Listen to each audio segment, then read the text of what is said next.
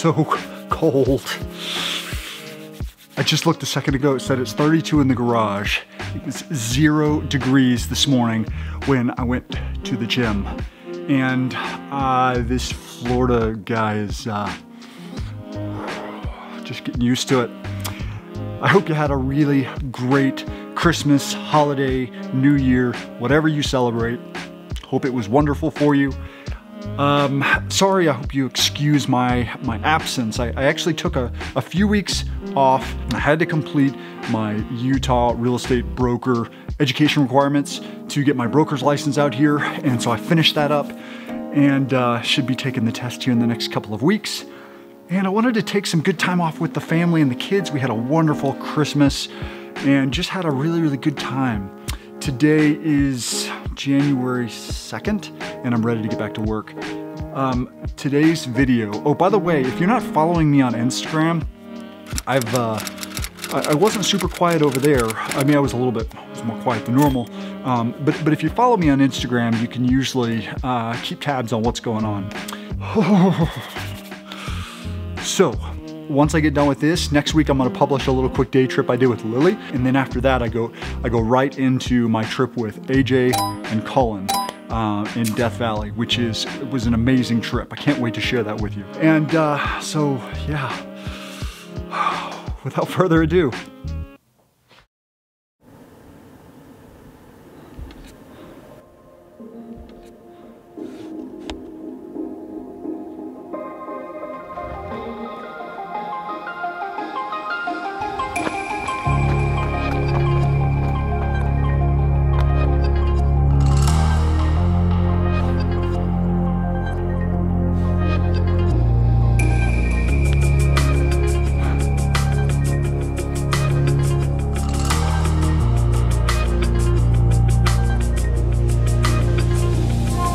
I'm in Moab. Guys, I'm in Moab.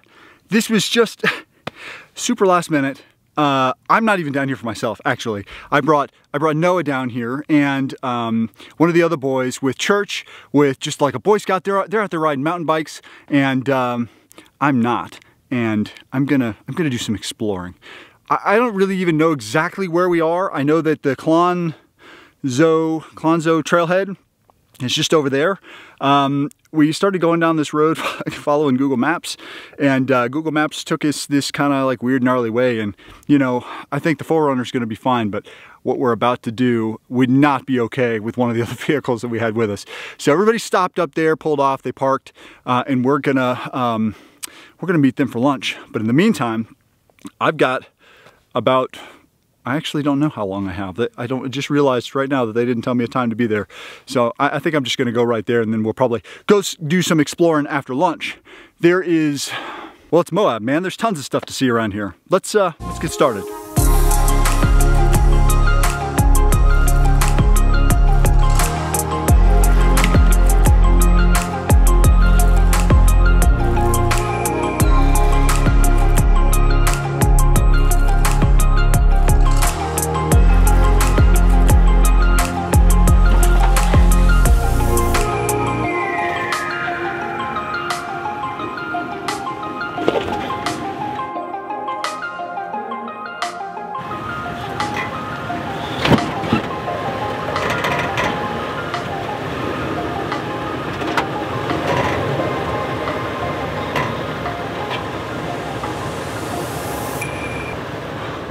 That was loud. I don't know what that was. We're gonna take a look in a second. That was the rear bumper.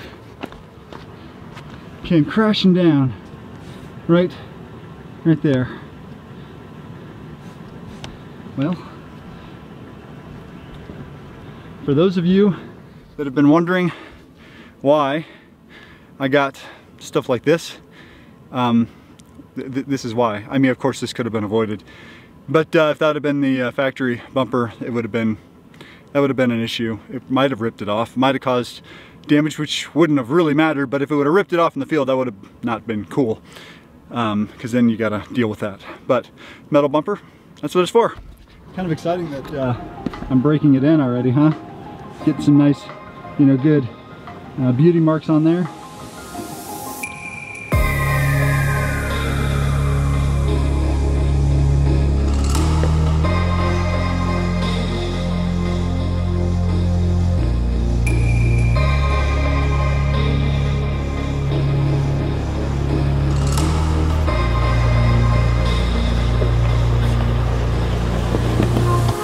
All right, so this right here is this section right here. It's the tricky one. Let me show you.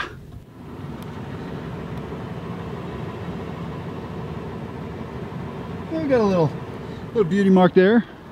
If you see here, this isn't so bad. I could probably try and squeeze.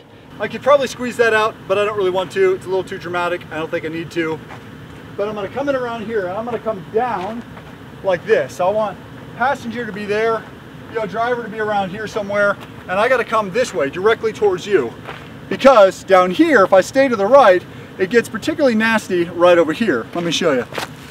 As you can see here, this right here is all particularly troubling for what I'm trying to do. If I could have a tire there and a tire here, I'd be good, which is kind of what I'm thinking I'm going to do. I'm going to come around here. I'm actually going to go over here and go down this way, or I could come in like this. That's not what I decided. So this is a little too dramatic. I could have passenger over here, but driver's going to be like going along here in the middle, which is going to compromise me right here in the middle. So what I want to do is I want to come over here. I want to put passenger right here. I don't know if you can see. I'm still adjusting. See, I want to put passenger right here. So I want to come over here. I could put driver here if I came this way. It just depends on where my passenger is going to be. I need to memorize how wide I think my tires are, so I can kind of guesstimate this.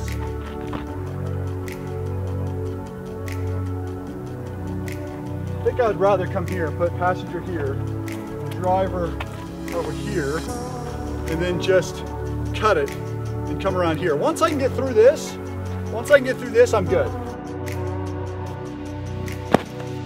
That's what I got the bumpers for, right?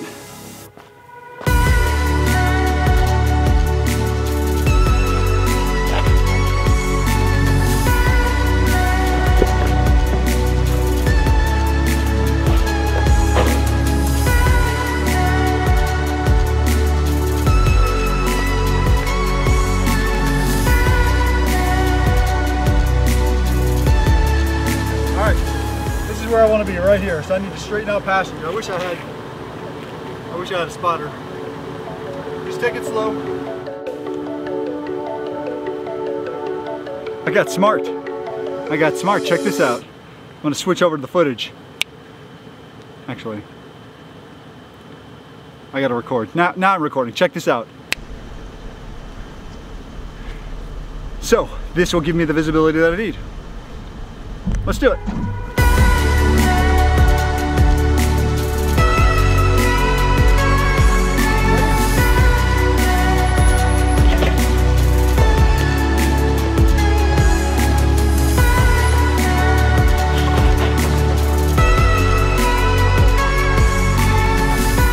That looked easy, I guess. It was like no issue whatsoever. It's the exact line that I wanted to do, and it was absolutely perfect. Let's see. That's the tough stuff. See, it's over. This section is over. Well, that was fun. That was fun.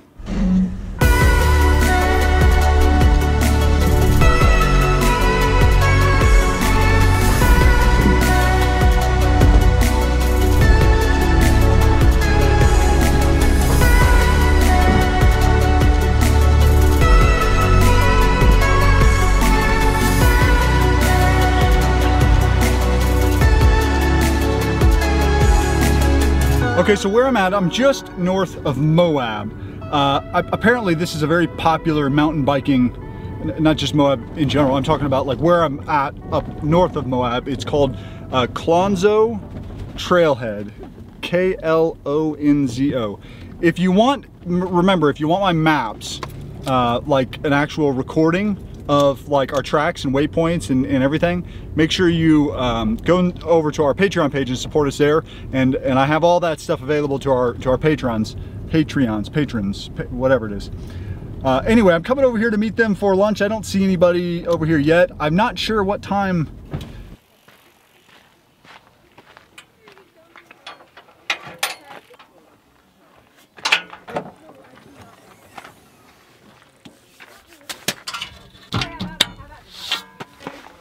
All right, that was a great lunch. Lunch is over. Right now it's 2 o'clock. I've got about 2 hours to mess around. I really need to be back there by, no, I don't have 2 hours. It's 2 o'clock, I need to be back there by 3:45. So about an hour and 45 minutes. Okay, so I'm gonna switch over to the, I'm gonna switch over to the maps right now. 3, 2, 1. Okay, so you can see, here we are. This is where we had lunch right here. And I'm coming down here because I kind of wanted to see how close I could get to Arches. So that's Arches, that line right there is Arches National Park. Okay, so I can get, I think, into Arches and go up Willow Springs Road, and I'm just really not sure where it's going to take me, but it looks like it brings me all the way up to this like hiking place. Anyway, I just wanted to kind of drive down there for just a few minutes and just kind of see what I saw. Hey! Hello. What are you guys doing? We just went up Hot Dog. No, it was the Edge, right? Yeah, it was the Edge. Yeah. Hot dog? The Edge. I thought it was like hot pepper. No, it was, we went up the Edge. Oh, was it fun? Yeah. Are you having a good time? Oh yeah. All right, well, say hello to everybody. Hello to everybody. All right, well, be safe and don't do anything I wouldn't do. I will do everything you wouldn't do. Hey. Because you're a bit of a wet blanket, no offense. What? Nothing.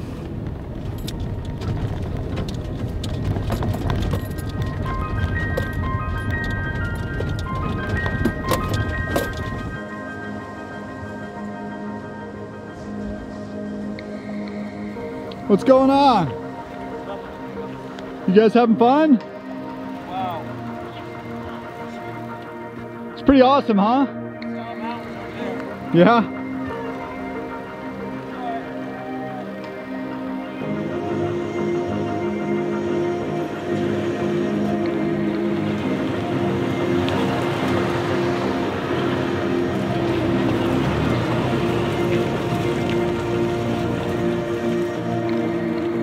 So I was shooting the time lapse a second ago there at that you saw earlier. I was just sitting there, and a couple older fellas with their wives came driving by, and I said, you know, well, how is it up the road? And he said, it's rough. And I was like, oh, interesting side note. If you're like a camera nerd, for the last year I've been shooting on a Panasonic GH5. Been happy with it. It's a great camera. The quality's good, nice and compact. I've been really happy with it. I went to that camera after like literally a lifetime of Canons. You know, and I feel like I've always kind of had like this brand loyalty to Canon. Growing up, my dad worked for Canon. He was a sales guy, like a regional sales manager guy, sold business machines, but he was always coming home with like the latest, greatest Canon stuff. You know what I mean? Like he always had, you know, Canon was like, we had Canon stuff everywhere. So I feel like I'm a little bit of a Canon loyalist just because I kind of grew up around Canon everything. The reason why I'm telling you all this is I've switched back to Canon. I've been feeling the pull for a long time, but I didn't want to go back to an 80D, which is what I used to shoot with, because I felt like it was a step back in quality. I didn't want to go up to well, they didn't have any other cameras that had the flippy-outy screen that was going to work for what I was doing, except for they just came out of the 6D Mark II, which is a great camera. It's a full-frame camera with a flippy-outy screen, but it just, I don't know why I didn't take to that. I just didn't feel like it was the right way to go, but they just came out with this new camera called an EOS R. Some people call it the EOS R. It's a full-frame. Body is a little bigger than the GH5 that I was shooting with, but it shoots 4K and it shoots 8-bit plus, and this is one of the cool things is you have the capability of shooting in log, and from what I understand, the log format is one of the best that you can get out there without getting into like super duper high-end cameras. And Canon log format, I don't even think it's available on the 6D Mark II correct me if I'm wrong, please. But it's not been available on any of the other cameras. You'd have to go up to 1DX or get into the C200, C300, C100, maybe, is that one thing?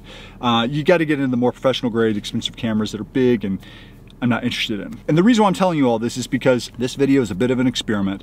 I have successfully shot in log and have been very happy with it indoors, but outdoors is not a problem if the lighting is right. But right now the lighting is very bright and the sun's very high, and it's hard to see the screen and compensate for the exposure. And so that's why I typically will shoot in aperture priority, but aperture priority is not, log is not available in aperture priority. It's only available in full manual. And I know that you video guys out there, you know, always shoot in manual. That's what everybody tells you. But it's too much for me when I'm trying to run and gun. But I have been shooting in aperture priority all morning long, and starting from here on, right now, I'm shooting in manual and log. So if the exposures aren't quite right, because it even looks a little bright right now, but if the exposures aren't quite right, that's what's going on. I'm trying to figure this out. By the way, how's this lens look? This is their new RF-24-105 lens. I really like it. It's really, really nice looking.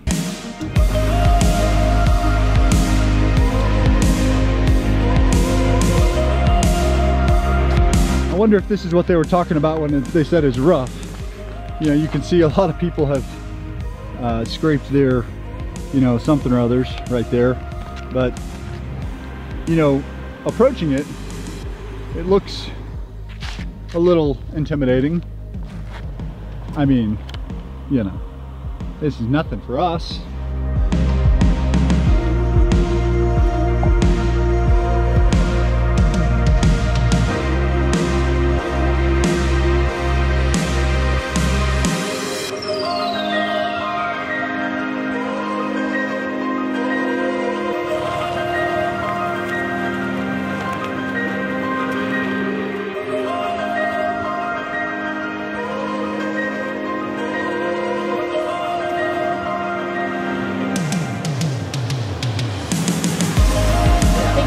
I mean, you got probably more clearance than me and a shorter wheelbase, so you aren't going to be as stretched out over stuff. Okay, yeah, I'm not too worried about it. Yeah. Cool.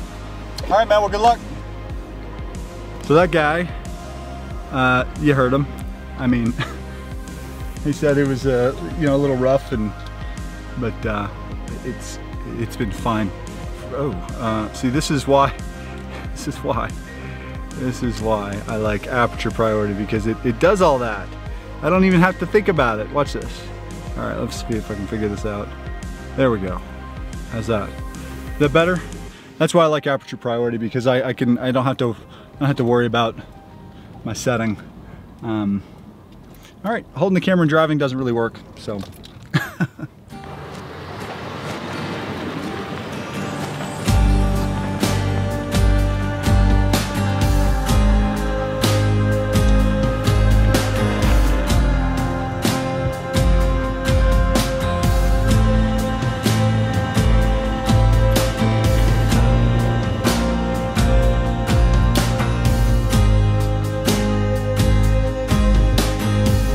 You know, something interesting that I got to experience today. I haven't spent a lot of, I don't spend a lot of time in other people's vehicles, but I had the opportunity today to ride in the back of a stock 5th gen 4Runner, and on not trails quite like this, but like kind of bumpy roads, you know, stock suspension, everything, actually street tires too.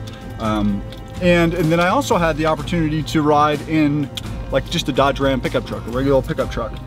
And it gave me like a different sense of appreciation for the new suspension system that I've got, because, you know, unless you have something to compare it to, it's really kind of hard to understand like the big difference. You know what I mean? And I knew what it felt like obviously before, but I didn't remember, you know, before I put this suspension system on there when I had the OME set up, but I didn't necessarily remember what it was like, you know, stock. And it's like, these roads, like, yes, it's bumpy. Of course, you would expect that. But it's like the amount of like, I don't know if cushion is the right word, but it's just, it feels so much. I mean, it really felt like riding in a chuck wagon in the other vehicles. I mean, it was just clearly that suspension is not intended or designed to be used on terrain like this. The suspension that I have here, it rides, it feels really, really good. So yeah, I thought that was an interesting sort of comparison parallel. Night and day. Definitely going to come back down here. I want to spend some time in Arches, and there's some mountains over there. I believe it's I don't even know what range it is, but it's over there, you know, beyond Arches, and it looks very inviting as well. Snow on the top. Anyway, we got to go. We'll see you next time, guys.